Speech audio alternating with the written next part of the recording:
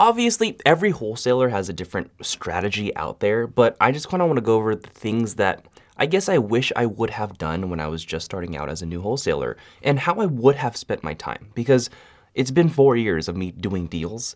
And now I definitely would regret a lot of the things that I used to do when I was just starting out. So first of all, if you are new to the channel, my name's Justin You're and I've helped hundreds of people make money in real estate. But I really want to first start out with, I guess, what I did do when I was just starting out. And yeah, when I was starting out, it was horrible. And I was so focused on getting the business cards done, getting the LLC, getting an office space, and a lot of my time was not spent on money producing activities, which is the marketing aspect. And before I tell you more about a little bit my story and I guess what I would have done is, how was your time spent? I'm really curious. I want you to drop in the comments below, how do you spend most of your time and most of your days? And be honest with yourself, because no one knows you in the comments. But what are you doing every single day in your wholesale business if you're new? Are you cold calling? Are you analyzing deals? What are you doing? That's what I want to know. And you might realize that you aren't spending your time at the right things. So because when I was starting, I messed up a lot. And what I would have done is, again, everyone has a different strategy, but my strategy at the very beginning, it was cold calling. And so I was, pulling list and I was cold calling, but I was not doing it nearly enough. When you are just starting out as a new wholesaler, your biggest priority is for sure going to be the marketing aspect. So it doesn't really matter what marketing strategy you use, whether you're cold calling, whether you're texting, whether you're doing MLS, social media, whatever you're doing. But anything that you choose, there should be consistent and a lot of activity on that. So for me, when I was cold calling, what I would have done if I was just starting out, I would have literally spent all my day cold calling and talking to people. That's where my entire time would have been spent if I were to go back today and start from scratch. That's what I would be doing. And it might sound ridiculous to you. You think that cold calling is very, not a useful activity, but it's everything. And the reason it is, it's that's the only thing, if that's your choice, to produce money or produce income. Too many people in business, they claim to be in business, but they're not actually doing business. And that was a really hard truth for me to hear. And if I could just tell you that faster and you could understand that faster than I did, you're going to be in a much better place than I was. So that was the biggest thing. And I guess for the schedule, what I would be doing is I'd wake up, do whatever I do in the mornings, and I guess really most of my time would just be getting ready for the day. I'd probably at first prepare by kind of going over my script because I remember being new and not really knowing what to say. I'd be going over my script, my cold call script.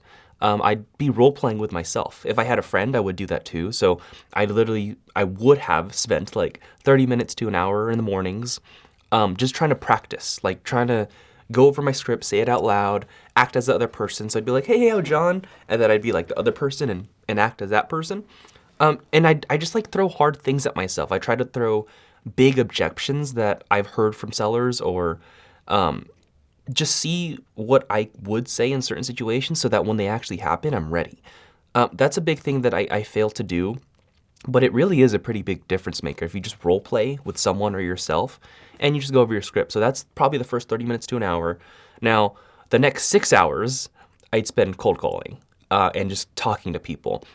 Now, there's a difference between mindlessly cold calling and cold calling with intention. So obviously you have whatever list you have. And I've made plenty of their videos about how to get certain list. But if you're going to be cold calling all these people, every conversation you have, I want you to analyze. Maybe not in depth, but just think it over. So you get off the phone with someone, whether you get the deal or you don't get the deal, just think over it. Think over the conversation and think of okay, they said this and I said this. I'm should I have said that? And you could always assess to try to figure out, okay, when I said this, he hung up. When I said this, he said F off. Now, was that my fault or was he just not the right client? Was he not the right person to serve? And you realize very, very fast if you kind of do this practice that a lot of times it's your fault. A lot of times the things that you say,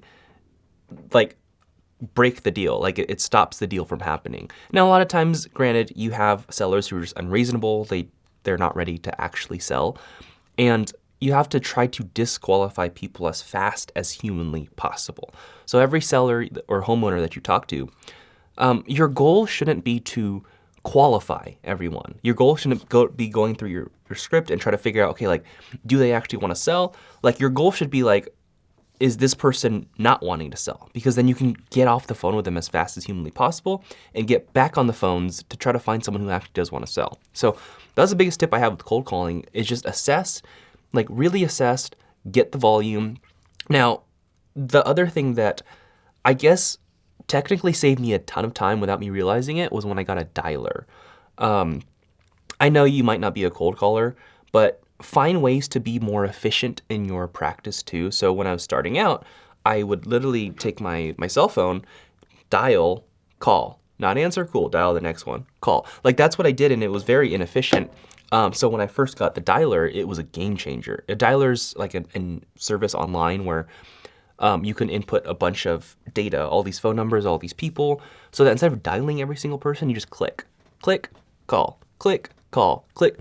And then there's also dialers out there with like 3 dialer lines or 3 lines where you can call 3 people at once, because most of these people you're calling do not answer. So that's just me for cold calling. I realize you might be doing a different strategy, and that's okay. Like if you're doing the texting or if you're doing MLS, just whatever you're doing, find a metric that you can track. And try to hit it really hard and make a big goal. So if I was cold calling, I'd be like, hey, like I'm gonna try to call 2,000 people a day.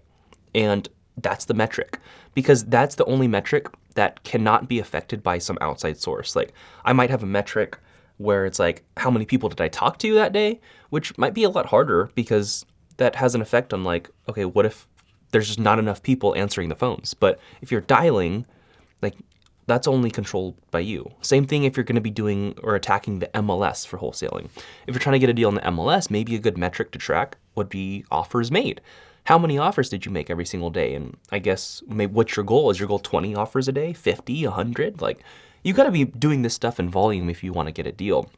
Now, that's the biggest thing. So like understand that you have to role play and practice to get better. It doesn't have to be all your day, but maybe the beginnings of your days. And then the rest of your day, like the next 6 hours, 6, 7 hours, be doing the marketing, be doing the thing that gets the deals done. Whether it's cold calling a lot of people, texting a lot of people, making offers a lot. Like that's the rest of your day. And I guess the last part of your day, if you had the extra time, was obviously if you're going to be, whatever strategy you're going to be using requires follow-up. And I'm sure that if you're a new wholesaler, you probably don't have a team just yet. So you're going to probably be the one in charge of follow-up. I would spend the next part of your day focused on all the follow-ups. So this is for all the people who you did cold call and maybe it's been a month and you're like, okay, like this guy was kind of interested in selling. Let me check up with him. So like the most important part again is getting the deal. So maybe an hour at the beginning of the day to role play, practice, 6 hours marketing, try to cold call, make offers, whatever you're doing. And then last part of the day, I would definitely just follow up with all the people that you called from previous times. And if you have the schedule and you stick to it and do it for a long, long time, you're going to make a lot of money and get a lot of deals. It's super simple, but it's actually hard to execute because it's just a lot of effort, really. So hope that helped. And if you just want help to grow your real estate investing business, I want you to click on the link in the description below. You'll get a free strategy session. But otherwise, peace.